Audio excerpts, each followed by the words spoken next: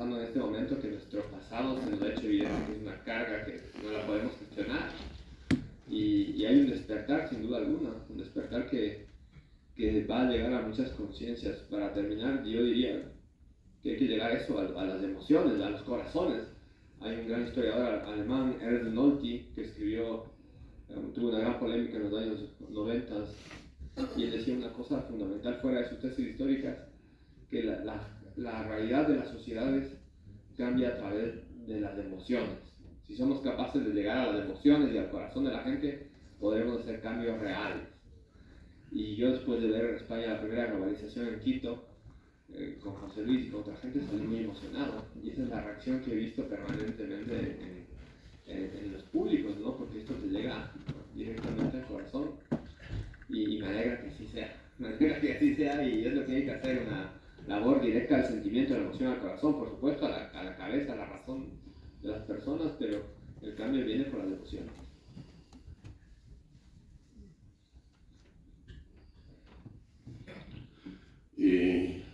Bueno, yo creo que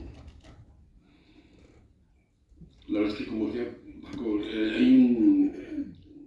bueno, en unos pocos años ha cambiado mucho el panorama, ¿no? O sea, decir que todo esto habría sido imposible hace quizás solo 4 años, o a lo mejor hasta menos, ¿no?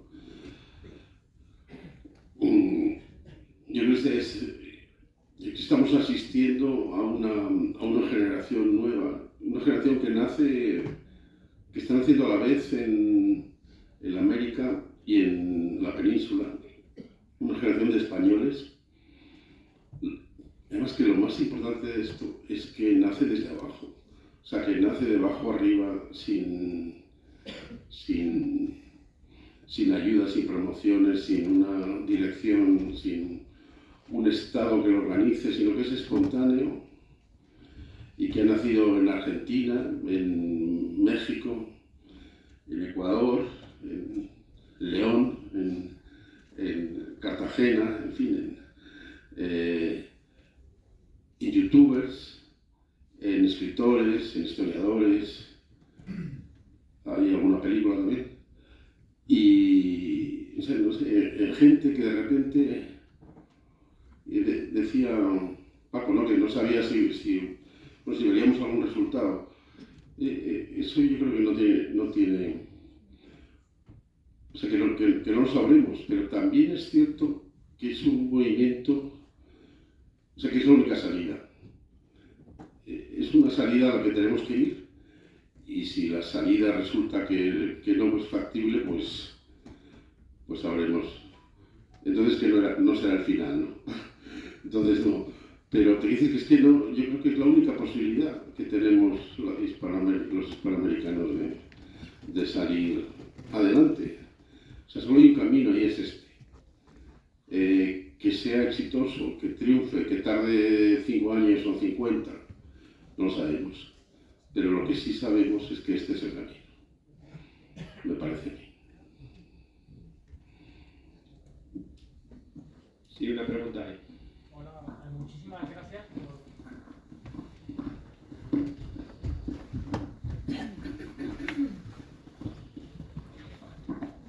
Muchísimas gracias por esta oportunidad que nos habéis brindado de estar con vosotros y de vivir de primera mano las experiencias que vosotros habéis tenido. Yo, viendo el documental, me quedaba una duda, y es ¿qué nivel de mestizaje existió en Filipinas? Es decir, se habla mucho del nivel de mestizaje que existió en Latinoamérica, en Hispanoamérica, pero ¿qué nivel de mestizaje existió, teniendo en cuenta que quedaba más lejos de Europa, en Filipinas? Y lo otro que quería preguntaros es, ahora que la situación en Hispanoamérica o en Latinoamérica se ha deteriorado mucho políticamente y ha habido movimientos migratorios hacia Europa, en concreto hacia España, ¿ese nuevo mestizaje se está reduciendo también, o están viviendo las comunidades una a espaldas de otra? Muchísimas gracias. Bueno, Hispanoamérica. Latinoamérica. Bueno, yo creo, no sé, tampoco soy un historiador, pero en Filipinas no hubo mucho. En Filipinas la presencia española fue muy limitada, era un territorio muy distinto, con un montón de lenguas distintas. sea, no hubo un mestizaje, bueno, no lo sé, pero no creo que como pudo haber en América, ¿no?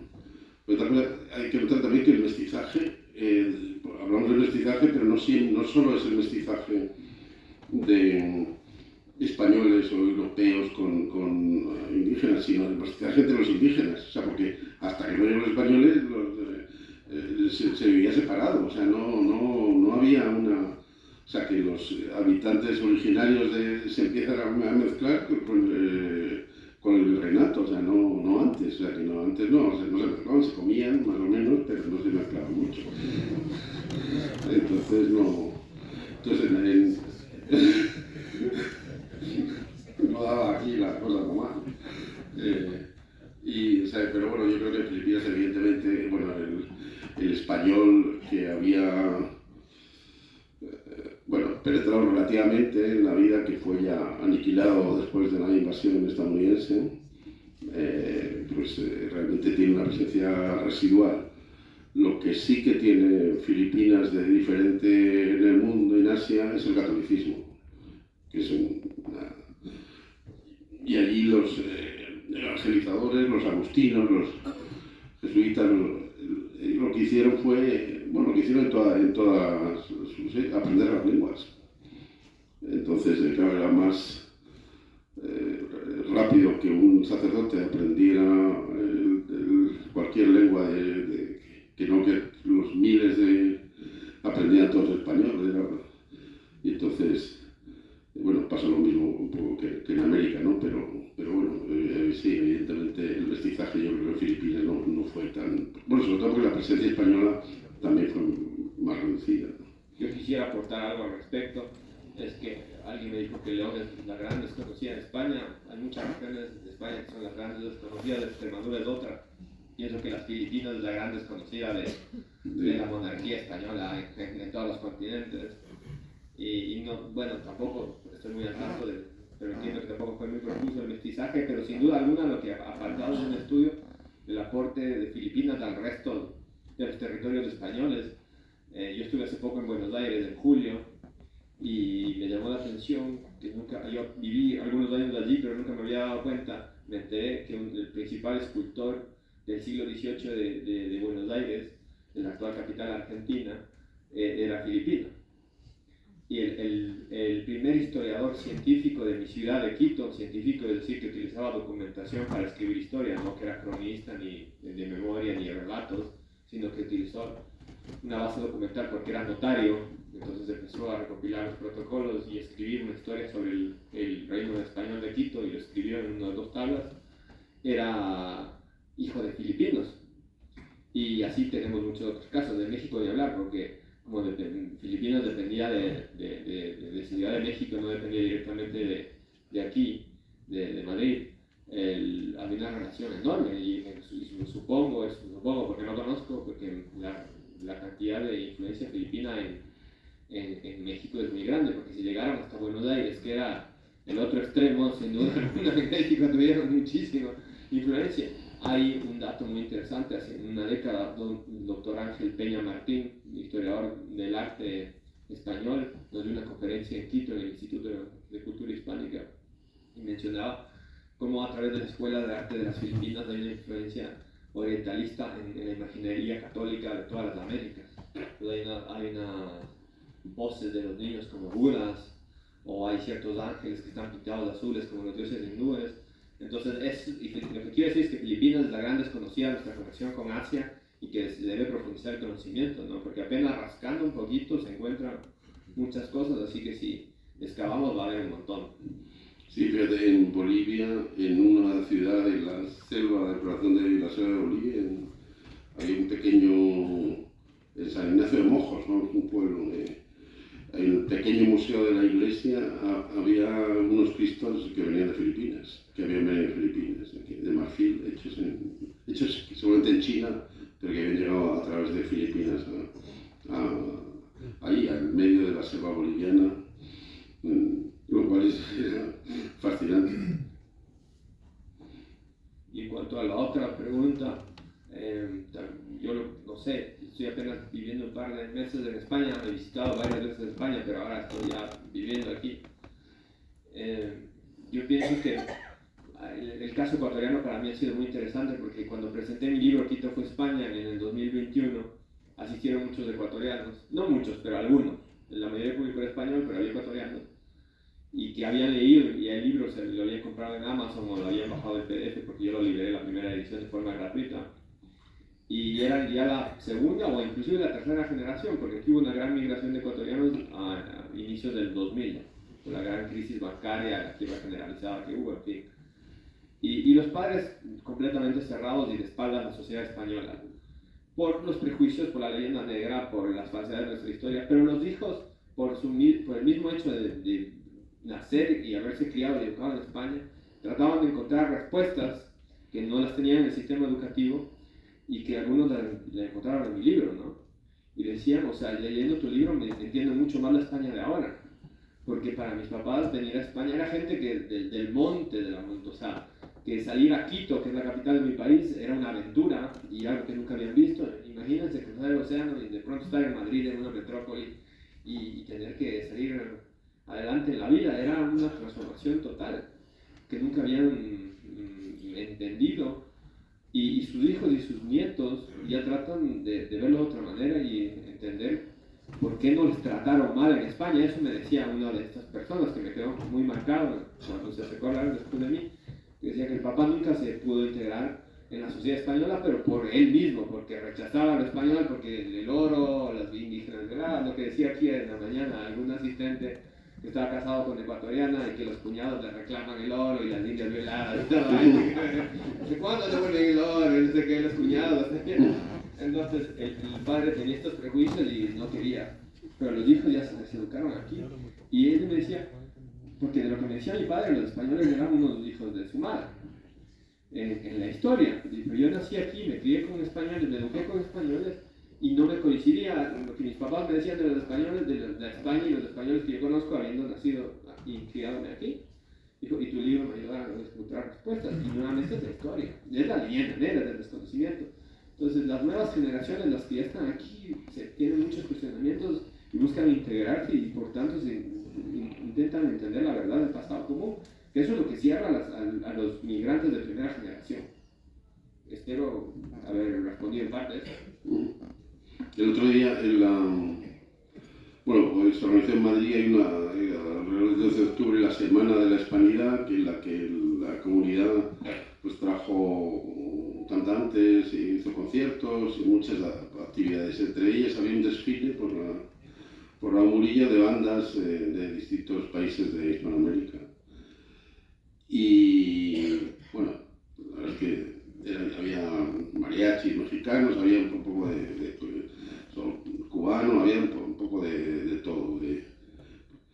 Y bueno, era un poco raro porque como lo habían organizado, o sea, los que todos llevan su bandera, menos los españoles que eran una especie de perroflautas que no sabíamos qué hacían ahí.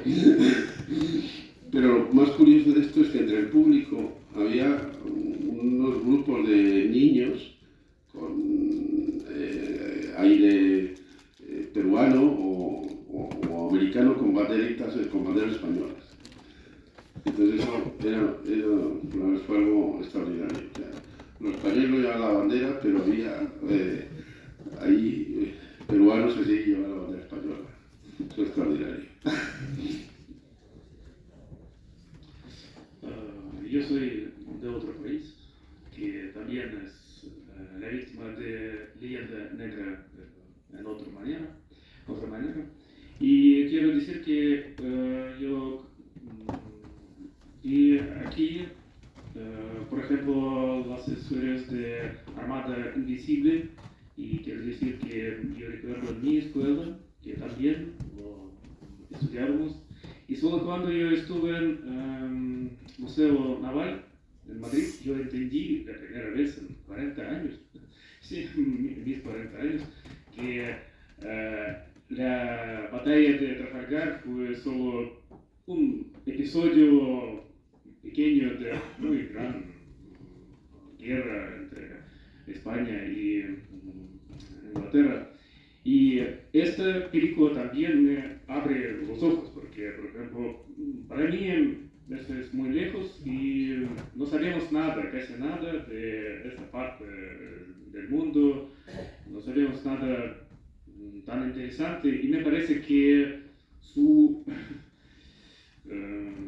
meta, su tarea es divulgar esta posición no solo para españoles, que yo sospecho que saben algo de leyenda negra, de todo eso, sino en otras partes del mundo, porque la gente no sabe nada de eso. No saben. La gente realmente cree que España es el país de Inquisición, de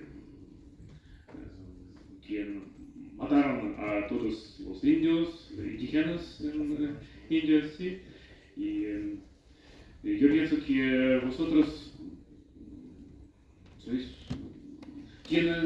tenéis esa actitud y esa meta, divulgar su petición para todos.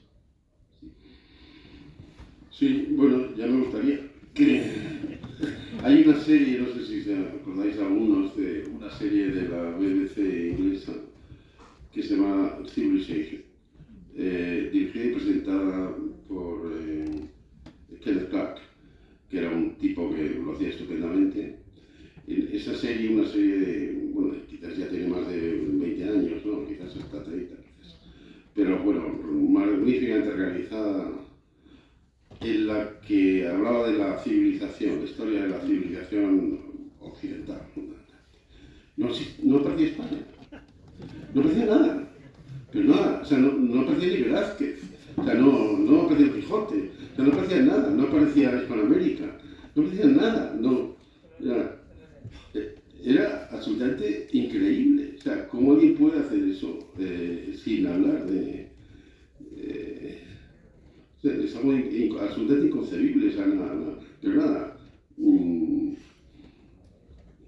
es complicado, claro, luchar contra todo esto, ¿no? Pero, claro, hay una maquinaria gigantesca de propaganda y recién estamos reaccionando ahora con películas como la tuya. Imaginemos, llevamos 500 años tarde. Pero hay que ponernos al día. Hay que ponernos al día.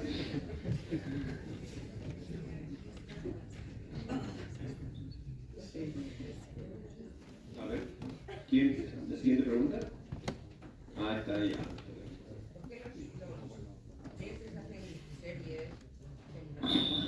Perdón, pero ahora y después acá. Sí, yo sé, por la mañana dije que yo me gustaron mucho los libros de Elvira Roca Barea. Entonces comenta, por ejemplo, lo que pasa en toda Hispanoamérica y también en lo que es aquí en España, ¿no? Que mucha culpa de la leyenda negra son nuestras élites. Y habla, por ejemplo, de en España, o sea, las élites, la gente de pudiente, la gente que tiene poder, manda a sus hijos, por ejemplo, a las universidades católicas, o manda a sus hijos a Francia, a Inglaterra o a Estados Unidos. Entonces maman de lo que es la leyenda negra, o sea, la historia de Francia, o sea, de la historia que interesa a Francia, que interesa a Estados Unidos y que interesa a Inglaterra, ¿no? O sea, entonces yo creo que eso influye también en la educación que reciben los críos aquí, bueno, la juventud, y más o menos también comenta, otra cosa que comenta también, que por ejemplo, para que pueda cambiar esto, que dice que está muy bien, o sea, son como los inicios, lo que estáis haciendo vosotros hispanistas, los que también, por ejemplo, hacen las películas o los cortometrajes estos, que está empezando, que está muy bien, pero también dice que es fundamental, sobre todo, que México,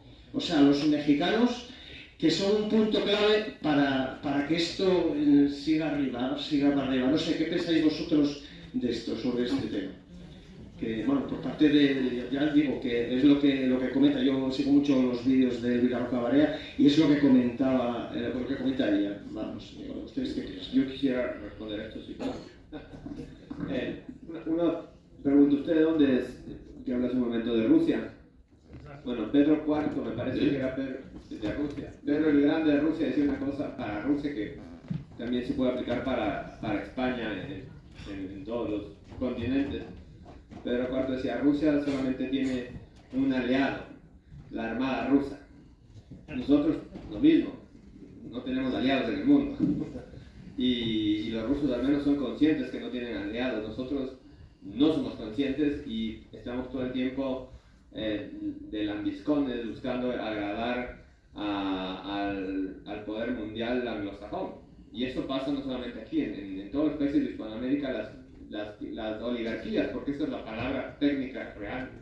Las oligarquías, no las élites, las oligarquías mandan a estudiar a sus hijos a Francia, a Inglaterra, a Estados Unidos y reproducen esos modelos o tratan de reproducirlo en nuestros países y crean mecanismos de dominación hasta el día de hoy, ¿no? Porque todo lo ven mal.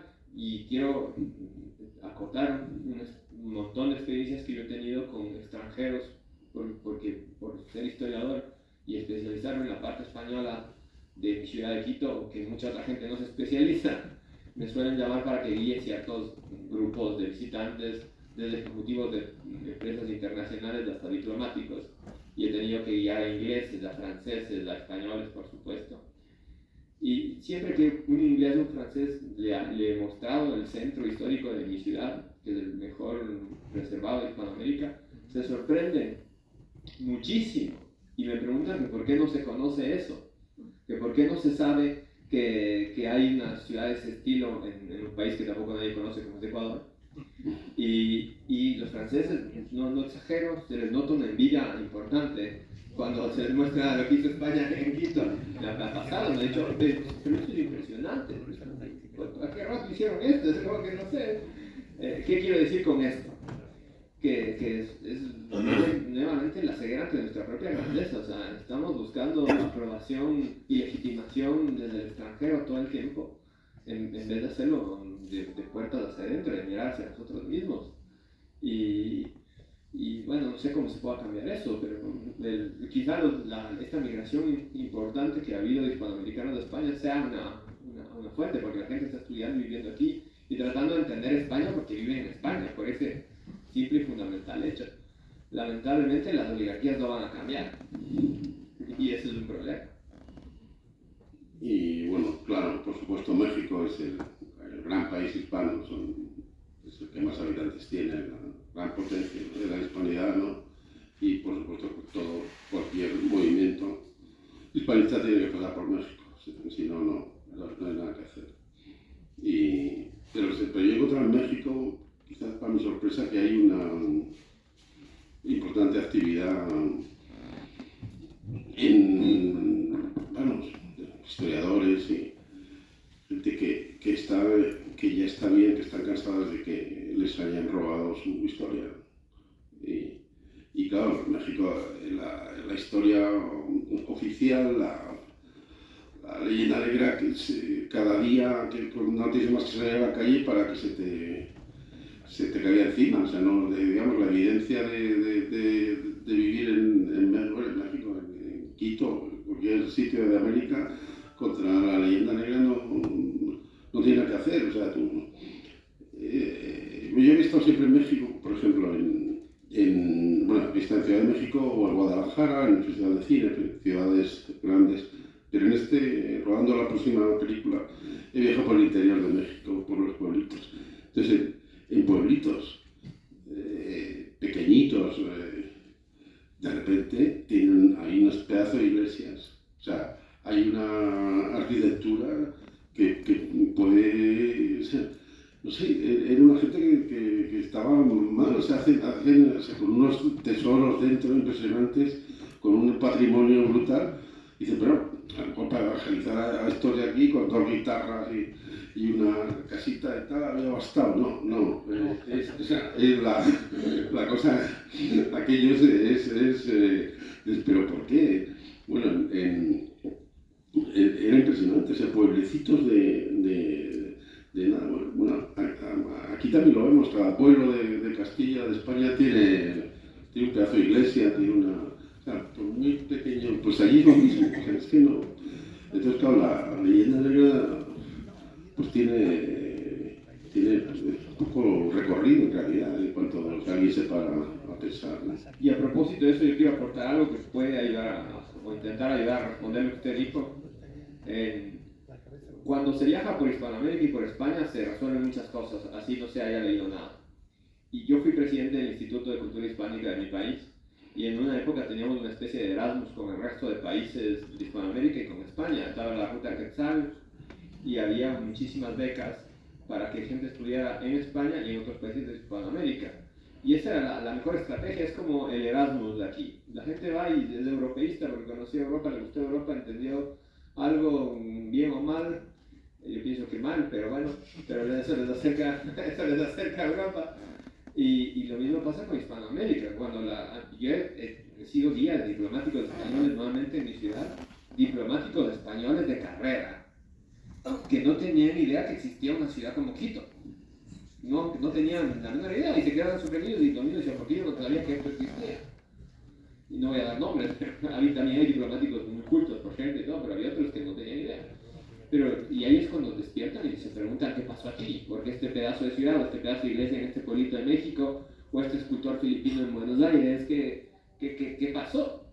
Y eso, bueno, tiene que ser a nivel institucional, pero viajar en Hispanoamérica y en España ayuda muchísimo. Y eso, inclusive a las élites, en Quito, una época, no sé por qué, pero viajó mucha de una escuela especial aquí de España y tenían ahí otra sección y eso ayudaba bastante a la formación de ellos. Perdón por extenderme. Sí, tengo una curiosidad. En primer lugar, la enhorabuena porque ha sido muy interesante y muy ilustrativo. Una curiosidad porque he oído creo que era un profesor argentino, una frase que no creo haber oído mal y me parece estupenda. Es América, bajo el punto de vista sociológico, no político. América la conquistaron los indígenas y la indemnizaron los españoles. Creo que es buenísima. Buenísima, pero mucha bola, ¿no? Bien. Es verdad que en España, por desgracia, desconocemos enormemente lo que hemos visto. Estamos de espaldas totalmente al proceso histórico americano. Pero me pregunto qué ocurre aquí. Me imagino que en la enseñanza de los países americanos había tres periodos. Uno precolombino, otro, lógicamente, desde la independencia, pero queda el periodo central. Tenemos una historia común en la práctica. De verdad, ese periodo central, vamos a poner los siglos XVII y XVIII. Se estudia lo mismo los siglos XVII y XVIII en España, en Ecuador y en México. En Ecuador existe conciencia de la historia de México en esos siglos, en México de la de España. ¿Qué relaciones hay? ¿Cómo un ecuatoriano ve la historia de España y cómo un mexicano ve la historia de Ecuador? Esa es la curiosidad. Muchas gracias. Bueno, el objetivo de mi próxima película es intentar, bueno, en la medida que un pequeño documental puedo hacer es de esos 300 años de historia común que no están en ningún lado, que no se los enseña ni a los niños en México, ni en Ecuador, ni en España. O sea, esa historia que ha sido la historia oficial en América pasa de los de México, pasa de los aztecas a la independencia, y en todos los países así es. O sea, por eso han tenido que inventar esos héroes que están en todas las plazas de América, cada uno de la independencia, y además cada uno de la independencia de su pueblo, del pueblo en el que estén. O sea, que han tenido que inventarse deprisa corriendo algo, porque cuando acabaron con lo que había no había nada para reemplazarlo. O sea, Bolívar cuando acaba no tiene nada previsto para hacer después. O sea, es un tipo que destruye, pero no construye nada. Entonces, eso es terrorífico, ¿no? O sea, pero es que la película es que ni en España, que los niños no estudian historia, no estudian historia de España como para estudiar historia de México. Y en México la historia, hay los 300 años de historia en común es lo que nos ha sido cercenado, robado, y claro, porque es lo que bueno, como dice Marcelo, ¿no? Que no conoce la historia, Perdón, pero esta pregunta... pues no puede controlar su futuro, ¿no? No puede construir su futuro. Y entonces, claro, ¿qué han hecho? ¿Quitar la historia? ¿Para qué? Para que no podamos construir el futuro.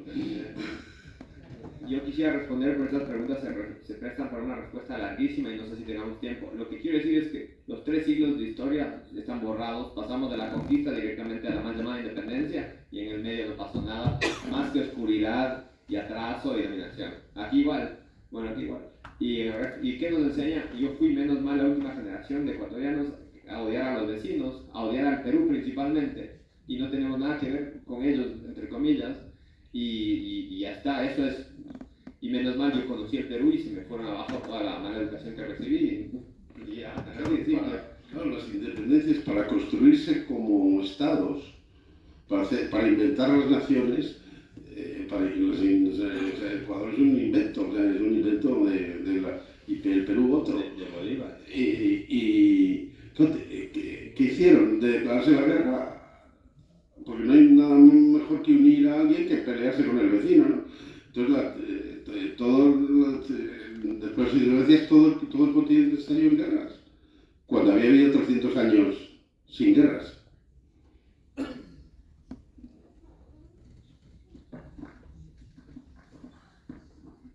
Vamos a ver, yo quería felicitar a José Luis por esta película, porque yo creo que este es el camino. Si los ingleses hacen esas series fenomenales, en que no solamente no nos nombran, sino que además nuestros reyes son los malos, nuestras reinas se les ponen en un castillo y las matan, y todo eso lo hacen con unas series fenomenales porque enganchan, ¿no?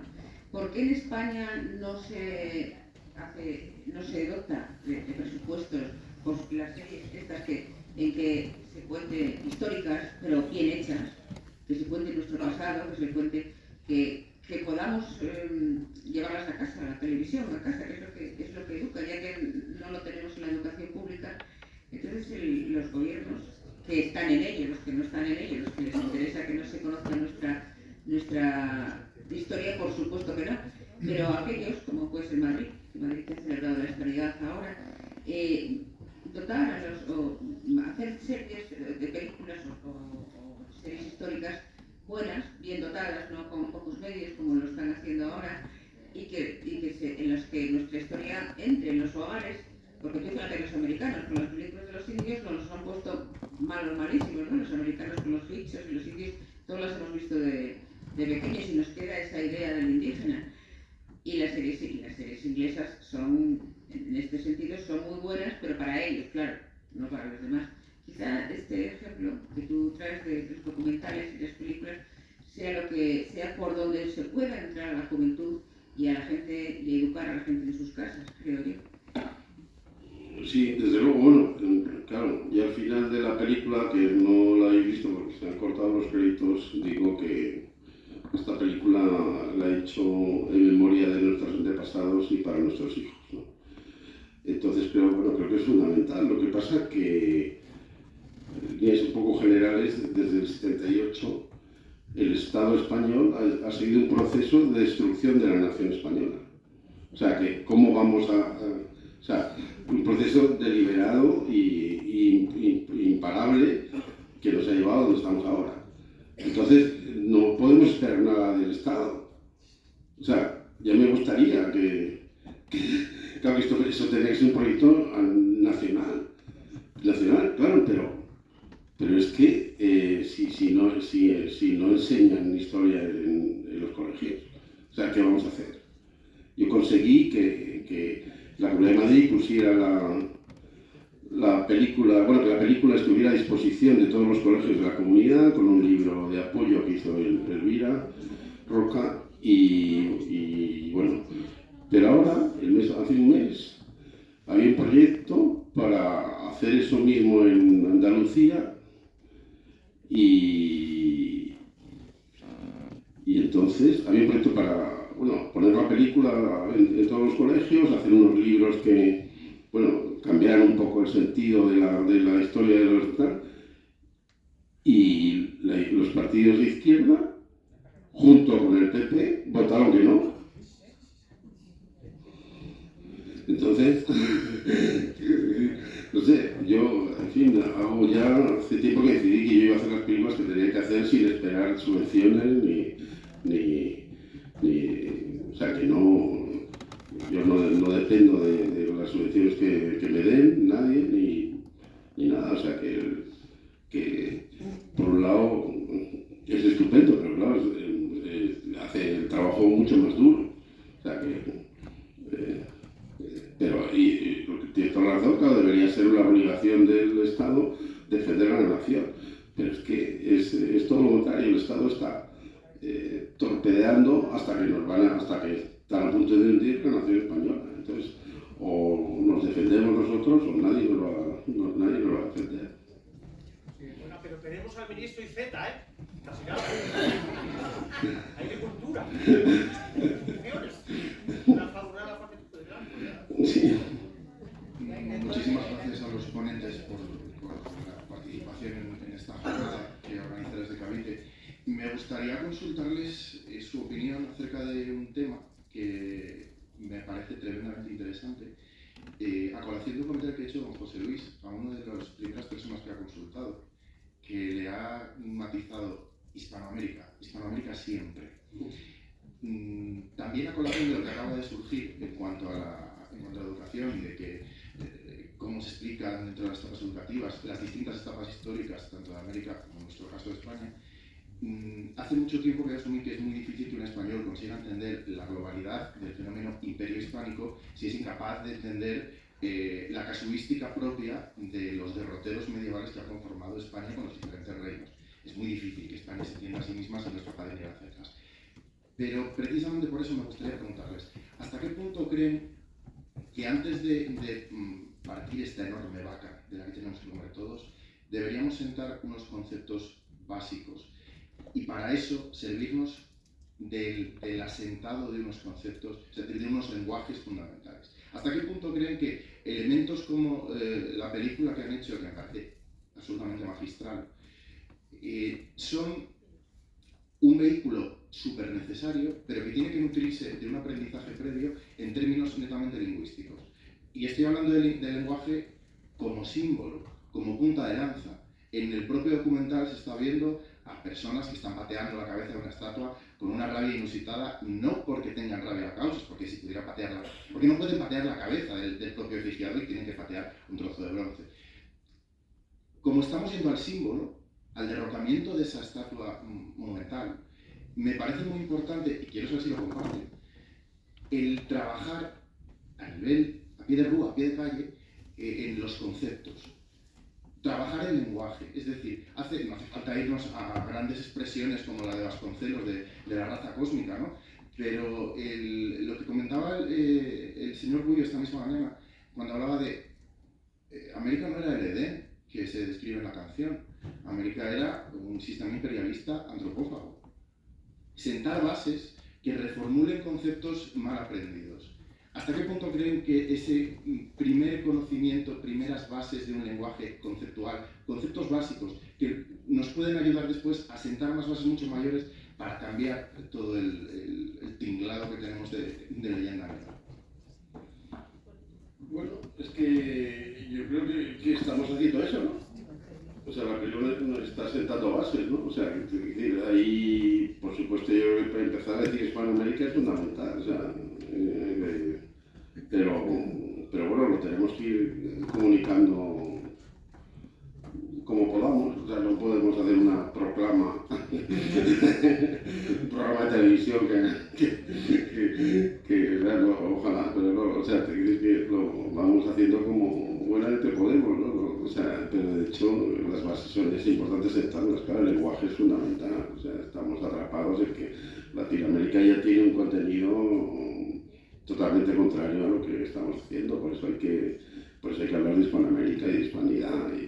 Latinoamérica es un palabra inventado para expulsar la hispanidad de América, o sea, no es la excusa más vil, o sea, no, pues no se deberían a poner Angloamérica, yo qué sé, entonces disimularon un poco con o Francamérica, ¿no? disimula un poco con el latín, que bueno, el latín, así, bueno, los latinos y tal. Pero ya luego ahora se inventan lo de Latinx en Estados Unidos, ¿no? O sea, que ya, o sea, ya, por supuesto la guerra de las palabras es lo primero, ¿no? O sea, de las ideas, ¿no? O sea que por eso es muy importante. Yo el primer concepto con el que tenemos que empezar es con Hispanoamérica, o sea que gente incluso bien intencionada y con que sigue diciendo Latinoamérica, ¿no? Entonces, tenía una broma, ¿no? Dice que cada vez que alguien dice Latinoamérica, muere un colibrí en Guayaquil.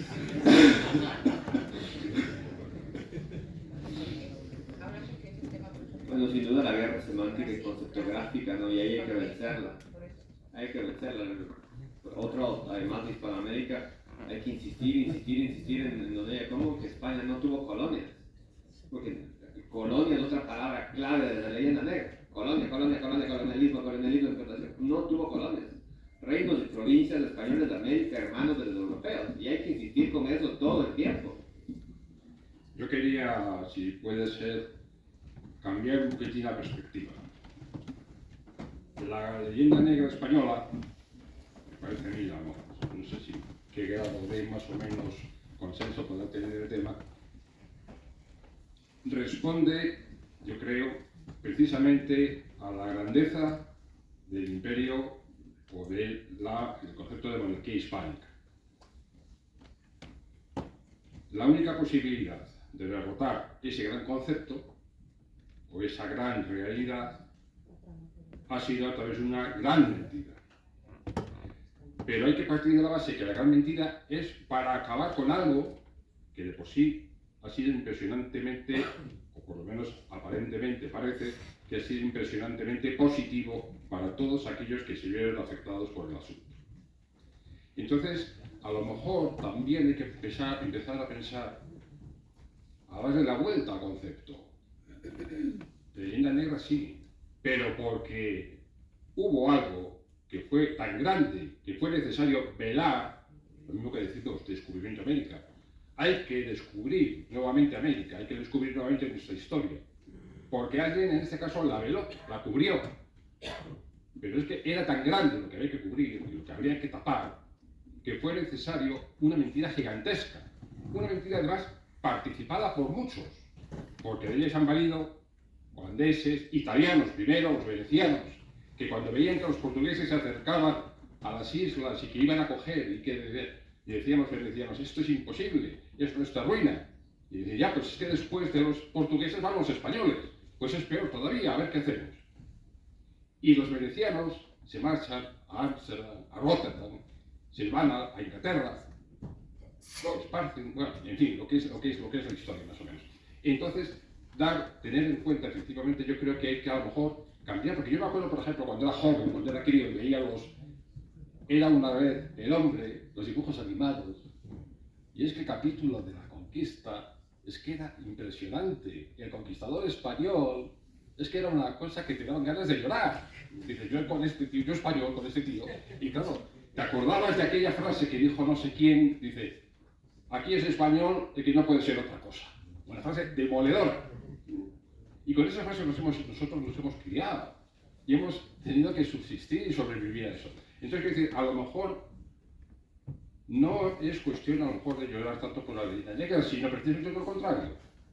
De decir, qué buena ha sido la leyenda negra, qué leyenda hemos tenido que tener, porque ha sido la única forma de que nos haya podido intentar demoler, y no lo han conseguido por lo menos hasta ahora, aquello que se hizo. Yo creo que a lo mejor con ese cambio de perspectiva, de ver lo mismo de diferente manera, se podría a lo mejor, enfocando en las películas, en los libros, en los documentales, pues a lo mejor, bueno, pues es otra forma que a lo mejor puede de alguna manera contribuir a que todo esto de lo que estamos hablando se pueda hacer y pueda llegar más fácilmente. Estoy de acuerdo contigo. Lo que pasa es que estoy de acuerdo que creo que mi película participa de una ironía, de un sarcasmo, o sea, que no lloramos por la leyenda negra en la película. O sea, creo que hacemos justo lo que has dicho. O sea, luego estamos de acuerdo. Perfecto. Pero verdad.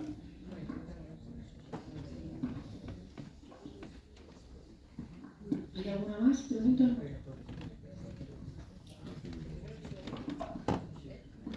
Buenas tardes. Habíais hablado de que habéis presentado la película en Ecuador. ¿En cuántos más países hispanoamericanos la habéis presentado y qué resultados habéis visto en el público? Bueno, que yo haya asistido a la presentación solo en México, que también fue algo extraordinario, fue una universidad, la Universidad Sor Juana Inés de la Cruz, y que, bueno, en fin, cuando siempre estás preocupado a ver qué te van a decir luego en el coloquio. Y la verdad es que fue algo extraordinario porque uno de los espectadores que al final me dijo que yo había entrado a ver la película pensando que esto era la típica cosa exculpatoria de los españoles que habían aquí a justificarse, y cuando acabó la película pensaba de otra manera completamente distinta como cuando entré, ¿no?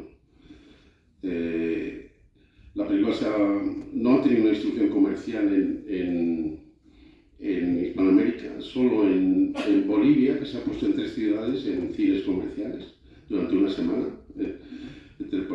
gracias a que el dueño de unas salas de cine lo han querido poner. Bueno, en Quito también se puso varios días en un cine comercial la película. Y luego hemos tenido una distribución que está ampliándose, muchas veces gracias a Héroes de Cavite y a su red que tienen por todo el mundo. Entonces, que en Caracas se ha puesto varias veces, no en cines, pero sí en asociaciones, en colegios. En Chile se ha puesto en colegios, en institutos. En Argentina se ha puesto en Rosario con Marcelo, ¿no? Y Buenos Aires. O sea, es una cosa que no tiene una distribución formal, pero sí tiene una distribución informal. Yo, bueno, por supuesto ya he cedido los derechos en Hispanoamérica gratuitamente para todo el que la quiera poner, y si me la pide se la mandamos, y si no la piratea y no pasa nada. Y bueno, la verdad es que sí, la van pidiendo, se ha puesto en algunos... en Estados Unidos también se estrenó en Miami, hemos hecho pases en Chicago, en Seattle, y en Washington, creo. Bueno, también en El Paso. En fin, y luego en muchos sitios que ya no sé qué se ha puesto, pero que sí se pone, ¿no? Pero que se pone. Les digo a los de Cavite que por favor me digan dónde se pone, pero casi nunca me lo dicen.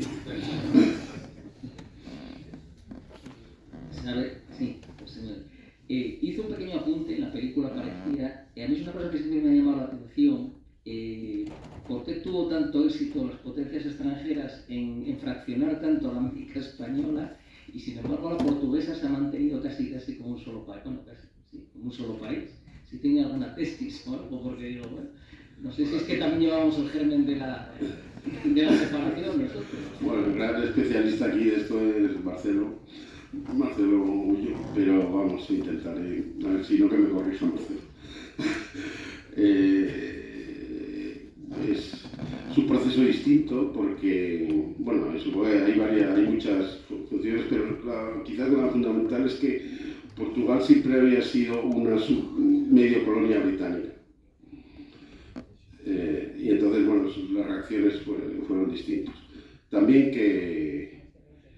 también la monarquía portuguesa se fue a Brasil, con lo cual también pues, consolidó el imperio brasileño, ¿no? Y bueno, hay unas razones más complejas, pero fundamentalmente yo creo que los ingleses no tuvieron tanto interés en romperlo, porque ya lo tenían controlado de alguna manera. O sea que... ¿Te parece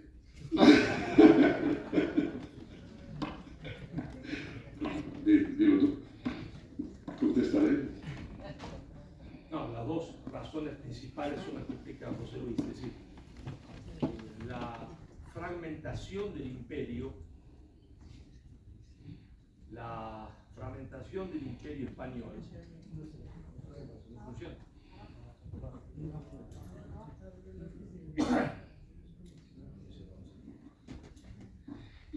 Decía, las dos razones principales son las que dice José Luis. En realidad hay un problema de enfoque histórico que se tiene en España. El enfoque histórico es creer que la unidad de España se sella en 1492. Ningún español, ni en la cabeza de Fernando y Isabel, pensó que en ese momento histórico se sellaba la unidad de España, porque para ellos Portugal era parte de España. Nadie pensaba que Portugal no era parte de España y los portugueses también pensaban que Portugal era España.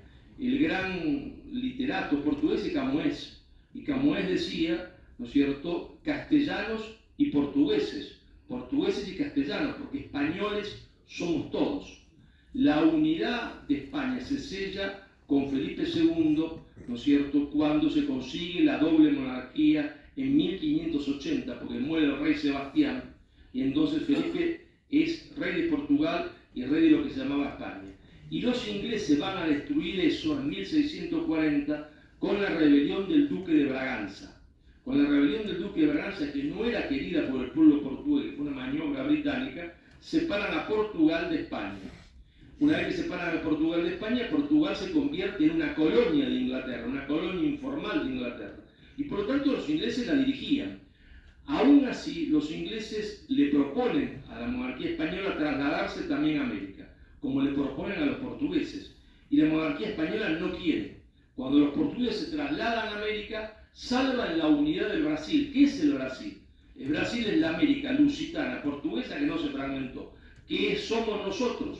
Los argentinos, los mexicanos, los ecuatorianos, los venezolanos, somos la América española que se fragmentó. Si la monarquía se hubiese trasladado a La Habana, a Lima o a México, Hispanoamérica no se hubiese fragmentado. Aún así los ingleses, porque aliarse con los ingleses o ser súbdito de los ingleses es como dormir con Drácula.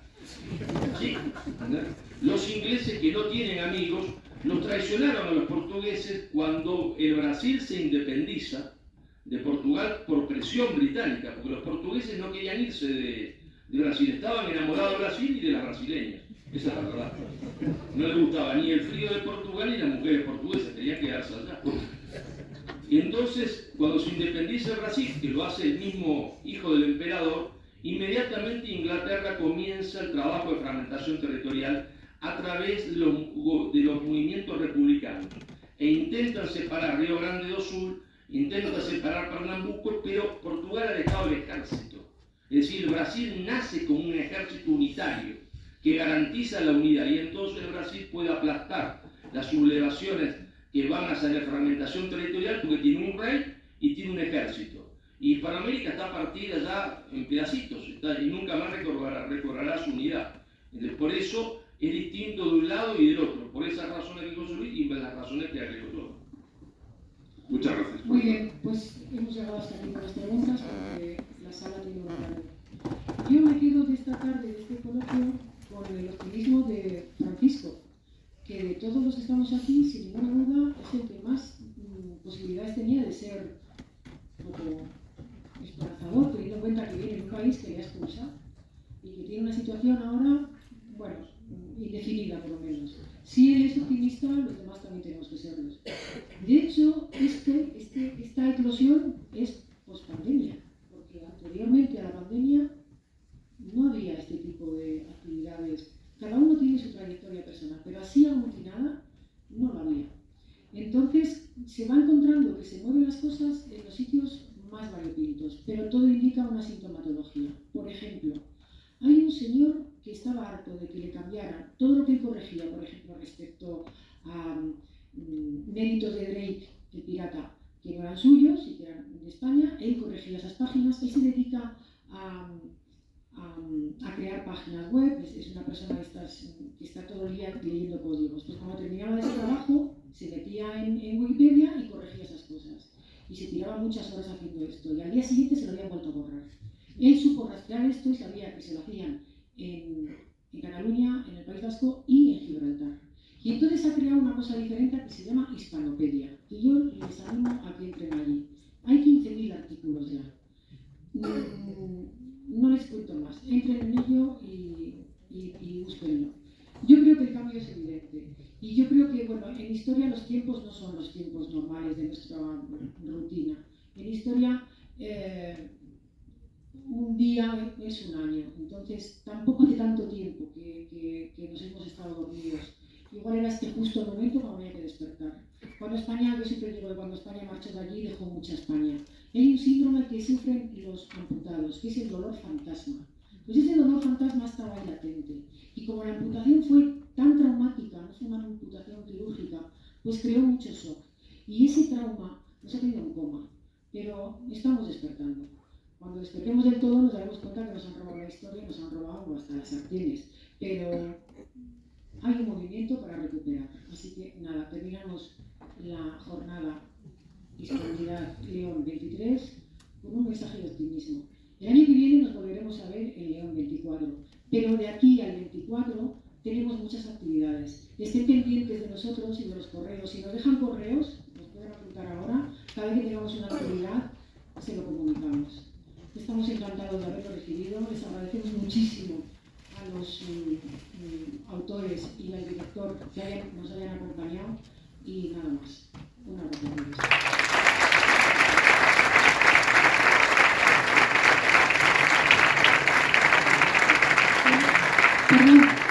Perdón, me he certificado porque hemos conseguido que nos hagan un avance de hispanidad, que es la siguiente pregunta. Y ya con esto y así nos despedimos. Los libros de Marcelo que se hayan vendido en este ratito los firmará él al final.